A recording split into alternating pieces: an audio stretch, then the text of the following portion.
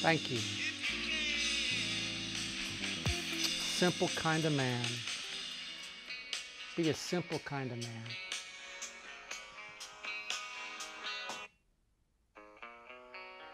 Why don't we just stop it?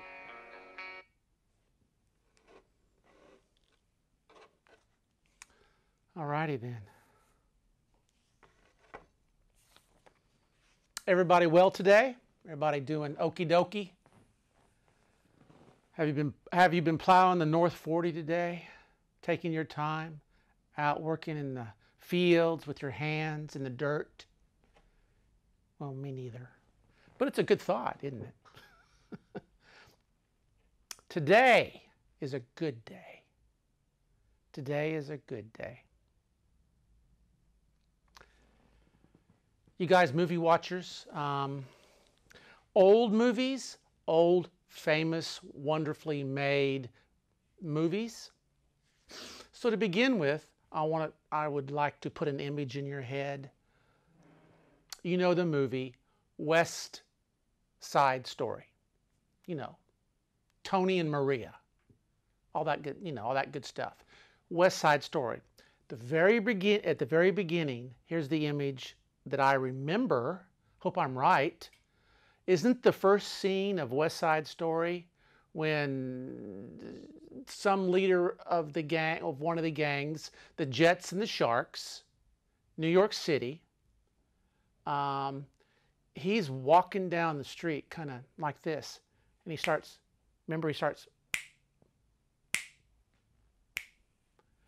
and then somebody joins to the side of him, and they both in unison are walking down the street, just clicking. It's a musical, by the way, if you didn't know that. And then the third person behind him. And then the fourth and the fifth. And this gang's pretty soon moving down the street. And they're like, pah, pah. They're just clicking as they're walking down the street, and people noticing the Jets coming down the street. Remember that? Or if you're too young, watch some old movies. Come on, people. All right.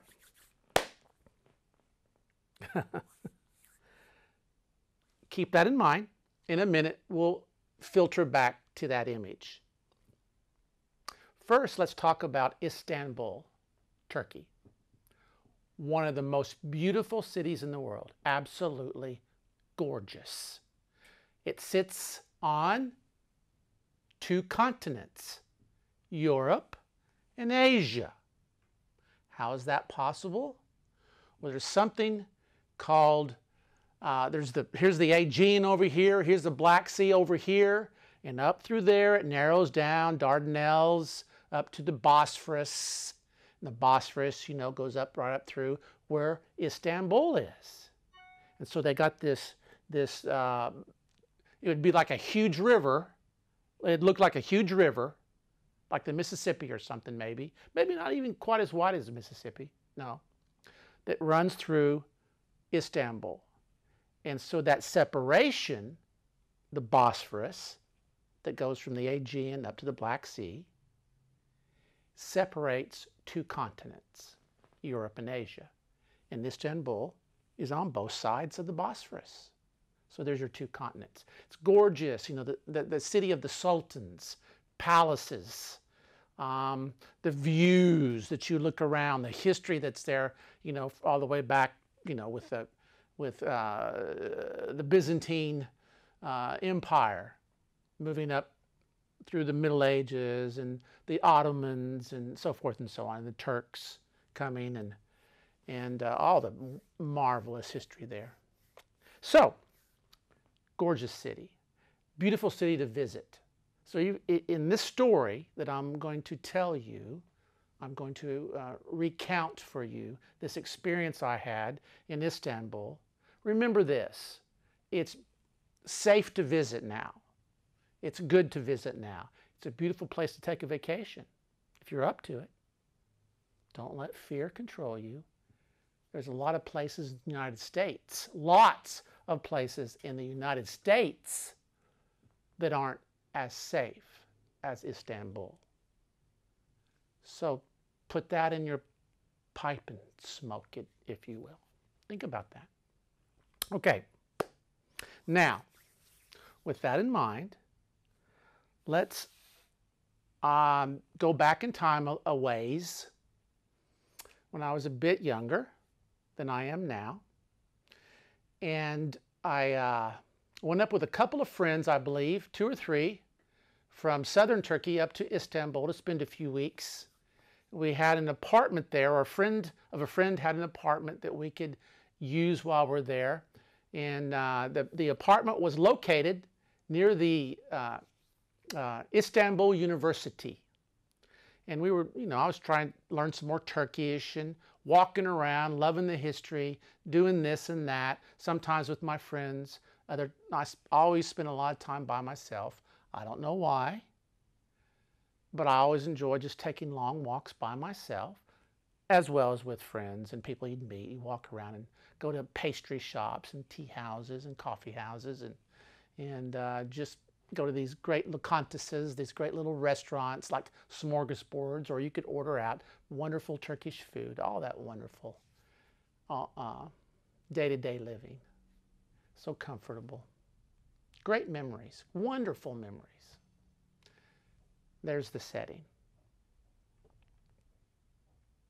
One afternoon, it was a pretty day, gorgeous day, maybe in the middle 80s to low 80s. Sun's out, slight breeze coming up. I just remember it's a gorgeous day. And I decided to walk over by along the university campus, and I go down into some side streets, and I'm walking around. Architecture is out of this world, the old architecture that's there. And I'm just walking around, just enjoying the day. When suddenly, as I'm walking down the wide sidewalk, some Turkish young man walks up and starts walking right next to me. I don't know him. He just comes up, starts kind of walking right next to me. So I'm walking. I don't stop. I just go. I kind of just remember glancing over, and he's looking at me. And I went, merhaba.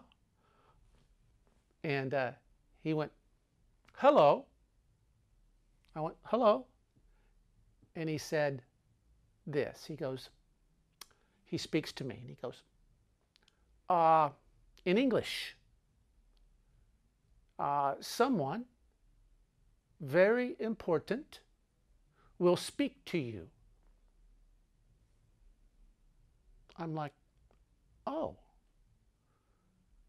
It makes me curiouser and curiouser. I'm guilty of maybe too much curiosity in my travels, in my life. I'm like, oh, wow.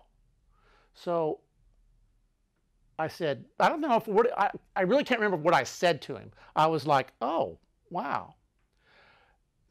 As we continued to walk, I'm just trying to take that in. Well, almost immediately after he said that, you with me now? Let's go back and pick up the image of West Side Story, the beginning, where he's walking down the street and he's like walking down the street, people join him on the side, and he's like, they're all like, pa, pa, pa. It's a musical. I already told you that. They're snapping their fingers like in unison as they're walking. As soon as that young man said it to me, maybe age 20, there was another guy that appeared on this side of me. Noticed it. I thought, oh. And sure enough, you're guessing what's going on. I looked, and 2 guys had already come up behind us and were walking right behind us. 2 more came out. It was almost like West Side Story. It was choreographed. It's kind of strange, but it was just fascinating at the same time. So they put up in front of me. So now we have 2, 3, and I'm in the middle, and 2 walking down the sidewalk. And I'm like, huh. And he goes, we go this way, we go this way. And you know what? It didn't even dawn on me at the moment. I thought, what a fascinating situation. I'm like, somebody wants to talk to me. Okay. It didn't dawn on me just to suddenly dart out from him and just take off, which I could have done, and I'm sure it worked out. Because I was a pretty fast guy in those days. We walked down. I remember it went down. The street kind of went down for a block. It was a long block, too. So we got down there in the street. And as we got down there in the street, the two in front, no, one of the two in front kind of took off at a fast little trot and turned the corner. So we got down to the end of the street. We turned the corner. And we walked up on a very quaint, old Turkish tea house. Turkish tea, chai. And they're all over the place, by the way, obviously. In the Middle East and Turkey, Turkish tea houses, Turkish coffee houses. They play baklava, they backgammon, and other games, and drink tea and smoke the hookahs, the Turkish water pipes. And that's what you see in a typical Turkish tea house. So anyway, we turned the corner.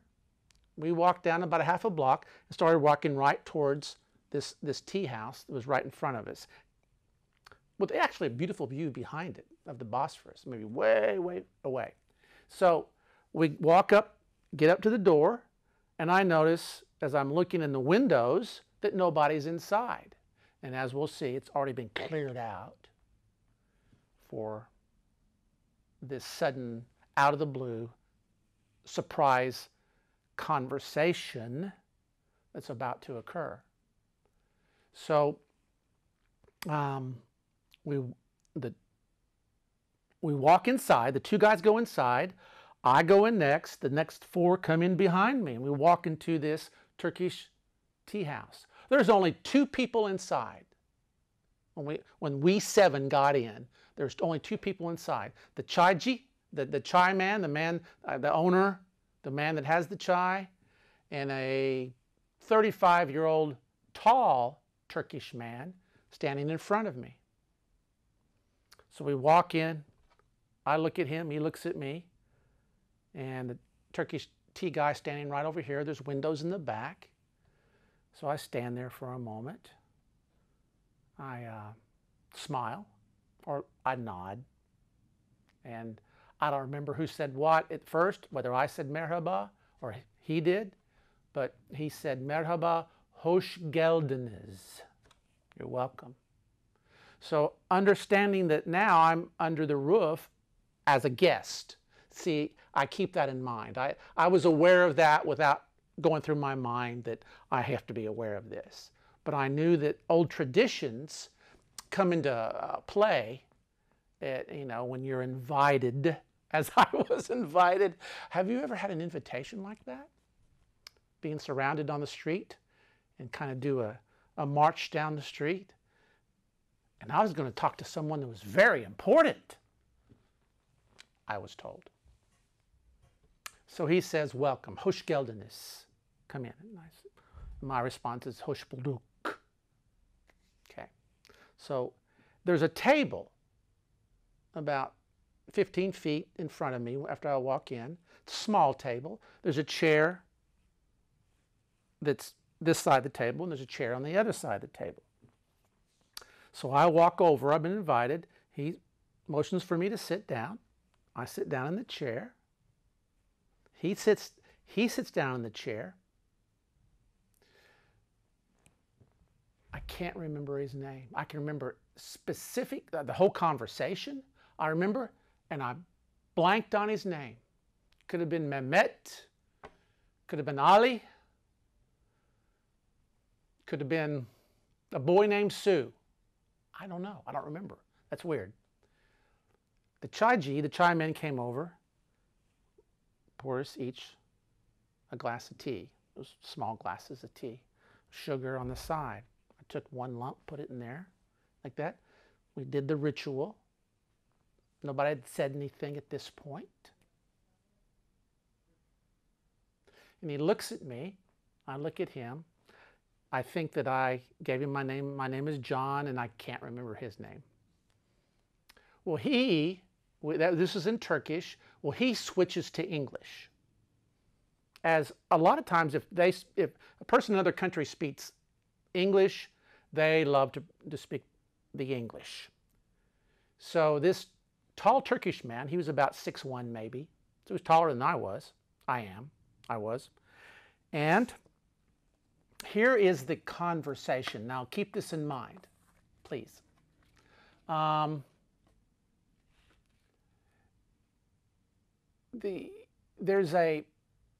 this time there was a lot of political unrest going on in Turkey. There was assassinations. There was a lot of violence with some bombings and some car bombings. There was some American soldiers who were killed on the bases there. A couple of them were picked off early on. A couple of them were wounded. So this was going on.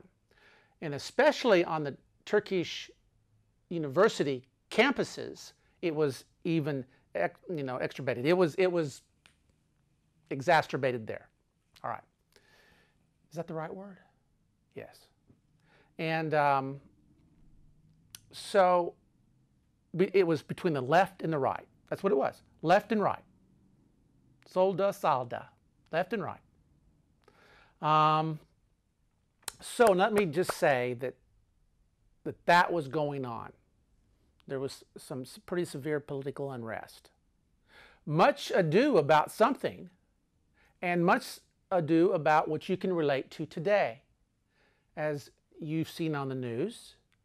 And a lot of the news does hide things from you. A lot of the news does. You don't get the full picture. It's very slanted these days, objectively speaking. You make up your own mind. I'm one that takes objectivity maybe too seriously, because I'm so severe upon myself about being objective, about all kinds of stuff. And so, my opinion is that it's very, very underreported, a lot of the unrest that's going on in the streets. Well, this was going on in Turkey. Okay? Going on in Turkey. So we sip a bit of tea. I'm not worried or frightened or scared. I'm intrigued, but very aware. I don't know to this day why he probably was at this point, if he was involved in a small terrorist cell there that apparently he was running. Or why he chose me to speak these words. He says to me, let's call him Ali. Ali says to me, you are American. And I say, yes, sir, I am an American. I'm from Texas. They know about Texas. They think everybody's a cowboy. So it kind of fascinates them. And he kind of went. Ali says, why are you here in Turkey? And I say to Ali, I love the culture and people of Turkey. I love the history of Turkey. And especially, I love the food of Turkey. Lighten it up a little bit. And Ali smiles. Didn't smirk. He gave me kind of that half smile, like, okay, all right. I don't know if he expected me to be intimidated or not, but I had peace. I had a peace from the Lord. Just put it that way. Ali says, not good time to be in Turkey. You must leave. You must go away from Turkey. Ali said to me.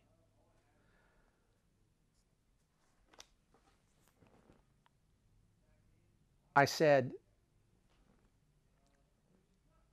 why do you want me to go? Why do you want me to leave Turkey? He quickly answered this. As soon as I asked it, I remember. He says, if you not leave Turkey, you will die. He's pretty firm about it. The finger pointing, he had his hand up. He says, you will die. I think he had his finger like this. You will die. I wasn't expecting that. I didn't know if that he meant from specifically him or his group. I just was like, oh. And I remember just sitting there for a few seconds, absorbing what he just told me, that I need to leave or I would die. I remember that that's what you do. When you think, you can draw on the dirt, but there wasn't any dirt to draw on. So I took the tea and I was sipping at the tea, and I remember I did hesitate. I remember going, whoa, okay. And so for that 10 or 15 seconds where it was silent in there, after he said that, I did that. I just sipped tea. I put the tea back down. And I looked at Ollie. And I think I even gave kind of a smile, maybe. Not a smile, but maybe just a, And I said to him, when I die, that is not for you to decide. My Lord, He will make that decision about when I die. And so, he looked at me, and I looked at him. And we drank tea. And we thought about what each other had just said. And so I will say this,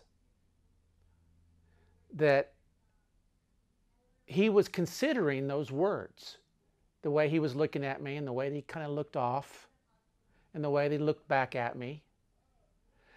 The 6 fellows behind me, I could not see them. I didn't turn my head or anything. It was all focused upon Ollie. And so with that in mind, I really didn't know what was going to occur at this point in time. He got the message to me, and I got my response to him that it wasn't up to him. And so, that said, here's what happened. He stood up, and I stood up, and he went, tamam, which means in Turkish, okay then. All right? Okay? Okay then. So I knew the conversation was over. And he nodded at me. He just went, tamam. So I took that as a good sign that there would be no coup de grace in the back of my head. I wasn't worried about that.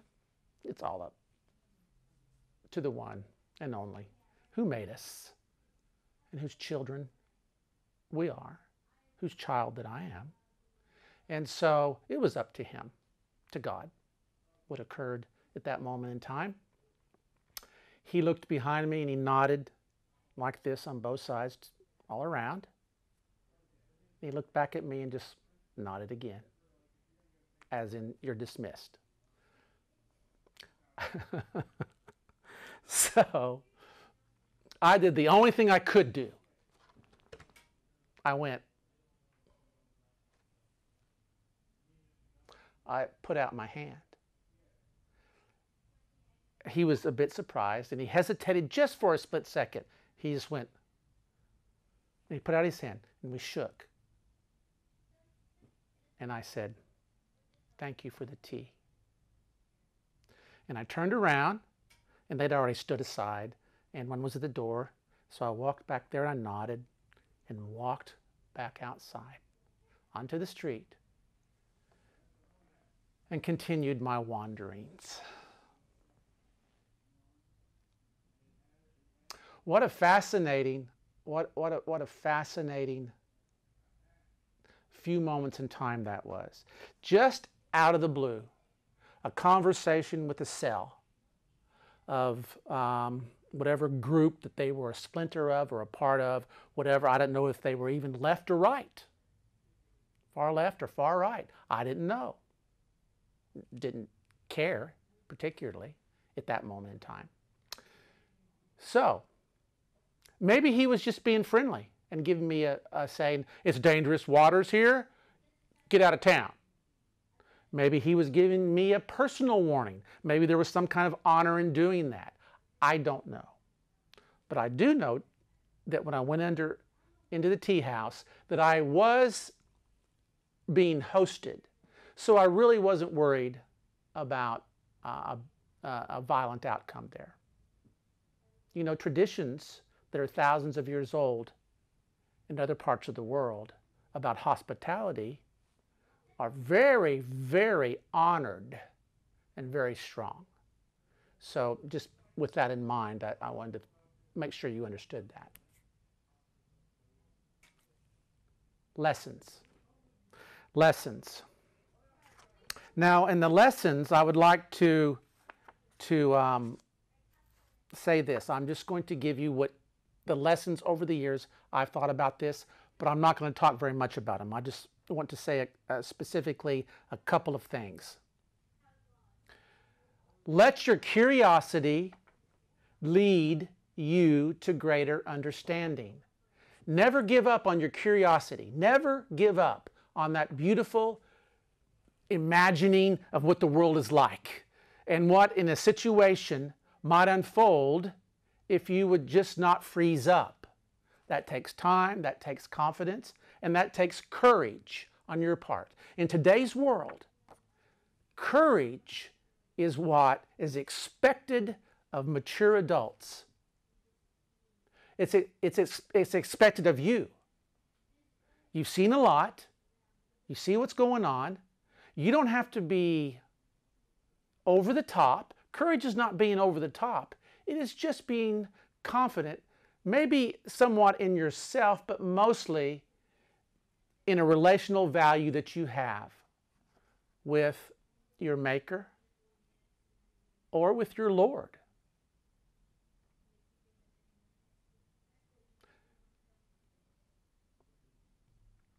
You know, that's what it's about. The next lesson is the one that I want to leave you with today. Don't be frozen by the circumstances surrounding you. Don't be frozen by them. Go with your gut and go with wisdom. But also speak your mind with humility, not with anger. Just do it for real. Do it for real. All the time. And the last thing with the sign off is none of us will ever go before our time. None of us will ever go before our time. I hope that you take that to heart, because the one and only, He has you in His hand. That's a reality. This is not religion. We're still going to get to that. We're still going to talk about religion versus relationship and get to that. And maybe a lot of you all can kick off some more of that religious spirit if that's still hanging on to you. We will not go. We, you, or I will not go until the appointed time to go home. That's the time that's already been set aside for your homegoing, for my homegoing. So don't be afraid to walk the walk, to love the love, and to enjoy being a child. It's the best thing ever. Go into that tea house. See what's up. Love you guys. Take care.